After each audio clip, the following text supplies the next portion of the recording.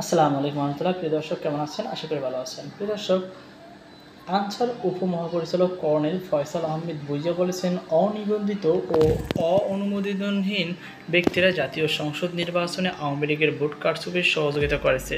আজ সোমবার 13 অক্টোবর এক সংবাদ সম্মেলনে তিনি কথা বলেন।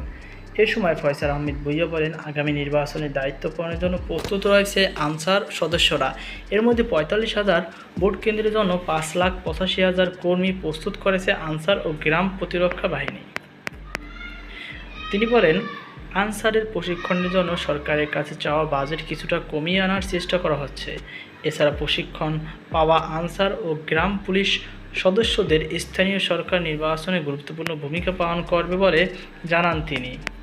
তো প্রিয় দর্শক, এই ছিল আনসারের সর্বশেষ আপডেট তথ্য। দেখতে পাচ্ছেন এখানে অনিবন্ধিত অনুমোদনহীন ভোট কারচুপির সহযোগিতা করছে আনসার উপমহাপরিচালক, এমনই একটি তথ্য দিয়েছেন।